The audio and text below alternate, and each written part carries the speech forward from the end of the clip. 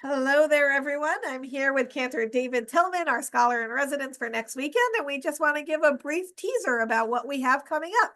So, Cantor Tilman, can you share a little bit about what you're excited for, starting with Shabbat morning? Well, I must tell you, Rachel, I'm excited, first of all, to come home. That's most exciting is to come home. And home means Albany and it means Temple Israel on New Scotland Avenue. And I can't wait. It's 600 New Scotland Avenue, as I remember. I You can't got it. I can't wait to be back in that great building where I spent so many wonderful moments from 1957 to 1962. And then I was Rosh Musica at Camp Giva after that too in 1962, 63, 64, I think, and 66. I was Rosh Musica at Camp Giva. And so, those, Nancy Bell, one of your former students, actually sends her regards. and who was that? Nancy Bell was one of your Giva campers back in the day, she said. Back in the day. All right, Yes. the day is getting longer by the month. There we go. So that's a Like, perfect transition to Elu HaYuayamim. Those were that's the right. days. That's right. I'm so excited to be coming home to Knesset Yisrael, to Temple Israel, and my goal in this weekend is on Shabbat morning is to both reminisce and look for unique conclusions on those experiences. And so the my goal is to bring back memories of those years, those formative years. Remember, the Temple Israel was founded in 1949, I believe. The building opened in 1954, and I came, my family and I came over to Temple Israel 1957. I observed my own bar mitzvah at Washington Avenue at Ohev Shalom, across from Albany High School, and shortly thereafter, in September, we joined Temple Israel, and where I met these four amazing professionals, the professional staff, assembled by Leo Paff of blessed memory.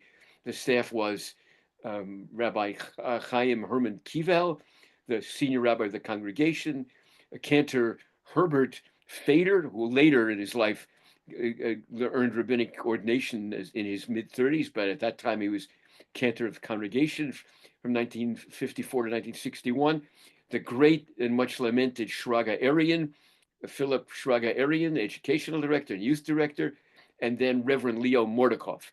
All of them, Zichronam Livracha, and they formed an unbelievable team of powerful Jewish professionals who radiated first and foremost authenticity. What they talked about was authentic Judaism. There was no pretentiousness about any of them. And they were all unique and wonderful and dynamic men who represented the best of American Jewish tradition at that time. And the wisdom, the seichel of the leadership of the congregation at that time was to allow these men to be creative, to be dynamic, to be the best people that they could be, and to radiate their sense of authentic Judaism to the young people and to the adults who were members of the congregation at that time. So I'm going to tell some great stories about my own life, my own interactions with these four personalities who stayed together until Cantor Fader left in the summer of 1961 and went on to New Haven, Connecticut, and then slowly everybody aged and got older and went on to their eternal reward. Shraga Arian of blessed memory died in 1972, I believe, as a very young man, age 44 when he died. And that was the end of that great group of people. But when they were the professionals of the congregation was exciting, was dynamic, was wonderful, was thrilling. It was Certainly left a legacy. it was the place to be. place There to we be. And go. I spent, Speaking of places to be, you mentioned some of your favorite melodies from back then. Can you allude to one of those that you recall that you're going to be sharing with us that Shabbat morning? okay. Well, the first thing that comes to mind is an old Israeli song, that was called the Afal Pichein, Milam Rotakol. And even that's really an old song. And even though and it's despite everything, and it's because of everything, nevertheless, the original song goes, V'afal Pichein.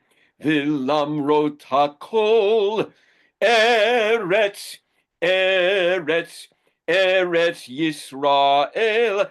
And Shrag of blessed memory made us all sing, V'afal pichein, Vilamrot hakol, Knesset, Knesset, Knesset Yisrael. That even despite of everything, and Here we because of go. everything, nevertheless we remember and hold up the banner of That's it, Knesset Israel. Israel, of Very nice. Temple Israel, and we sang that with great gusto. And Amazing.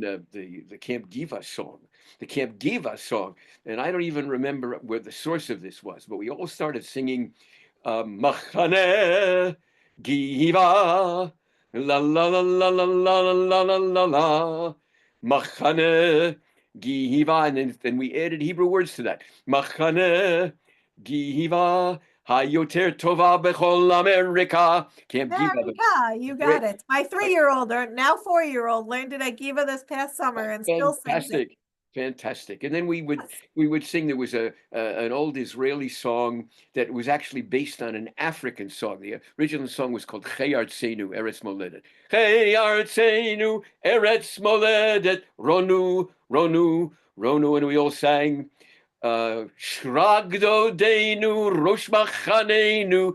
La la la la la la. So we would sing that as a tribute to So Shrag. you perfectly brought into, we'll be singing some Zemirot at Dashli Sheet that afternoon, and we Right, look forward to seeing everybody there. And then right. Sunday, we'll be having a musical presentation on Leonard Bernstein. Can you share a little bit about that? Sure. Well, Sunday morning, I've spent a lot of time. Leonard Bernstein was a very formative personality, the greatest American Jewish musician of the 20th century, without question, and who electrified me exactly at the same time that I was at Temple Israel. Leonard Bernstein was already music director of the New York Philharmonic, and he was broadcasting frequently what they call the young people's concerts. And I remember being totally elevated and almost hypnotized by those concerts. So during the Bernstein Centennial, which celebrated his 100th anniversary of his birth from 2016 to 2019.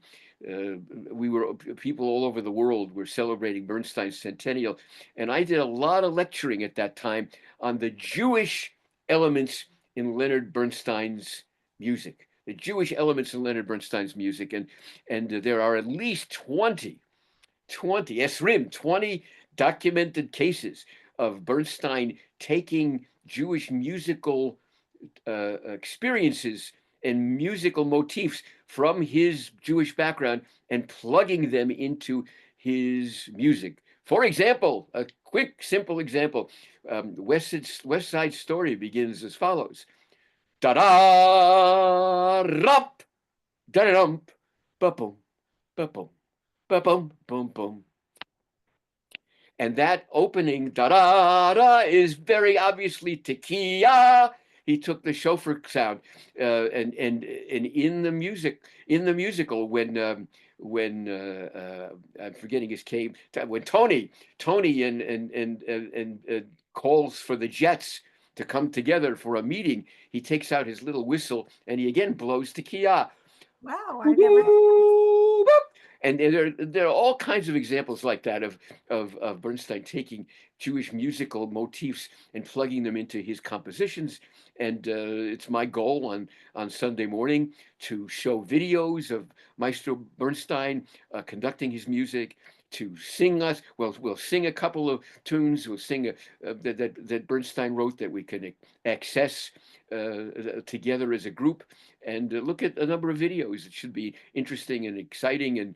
And I've done this presentation a few times, and every time I've done it, people have seemingly enjoyed it and come away with a new sense of respect and And for Leonard awareness about Bernstein. this. So And perfect. We're that's very excited, and a reminder that'll be available in person and on Zoom. So those of you connected to TI, not local anymore, we'd love to have you.